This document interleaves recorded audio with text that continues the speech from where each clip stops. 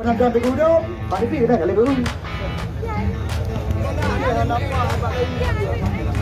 Ya, langsung.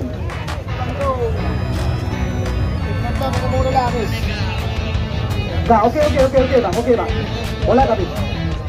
Tengok di lapangan betul Rasulullah Sayyidina Muhammad bin Abdullah alladzina qad hamalan nas min al-dhulumati ila nur min al-jahiliyah ila al-islamiyah amma ba'du. Untuk mempersiapkan lagi, langsung kita memasuki ke dalam acara, yaitu acara pembagian hadiah. Ya, pertandingan laga silaturahmi ataupun friendly match dalam ajang bersama kita melawan COVID-19 dengan tetap berolahraga. Yang pertama yaitu pemain terbaik. Pemain terbaik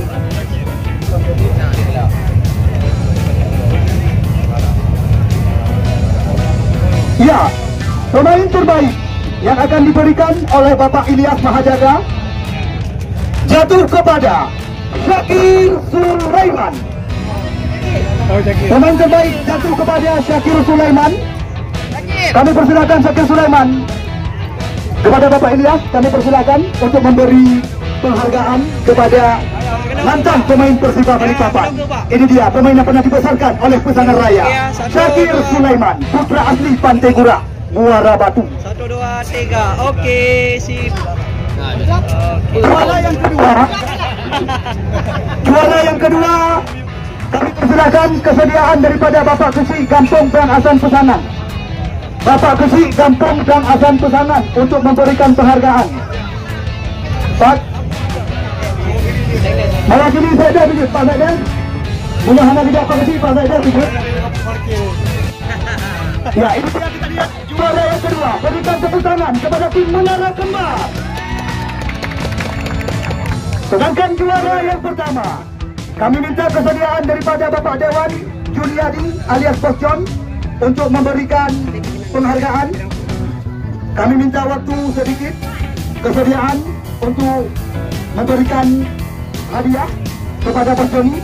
Ini dia pimpinan daripada Joni Group Jakarta, Kapten Kesebelasan dan juga seluruh pemain Galactico Sensi. Seluruh pemain Galactico Sensi, birun bang, birun. Hai, birun le. Ya, pemain Galactico, pemain. Hai, alah, betul. Hai, kamu kelihatan dewa, hai, alah. Hai, pemain, hai. Pemain.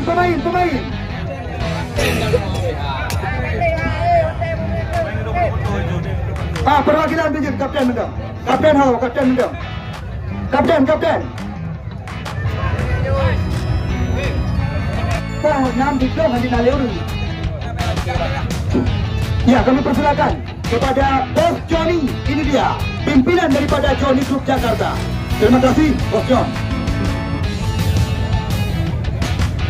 Ya, dengan berakhirnya pembagian hadiah.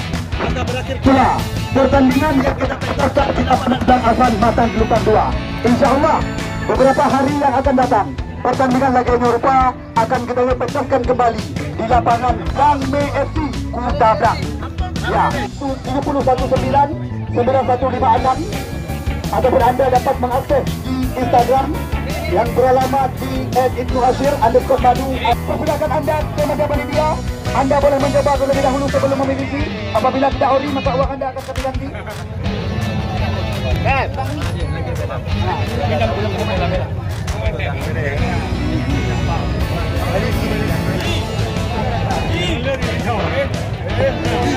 Ya, sekali lagi ribuan ucapan terima kasih kami ucapkan kepada Tokyo Syahrul.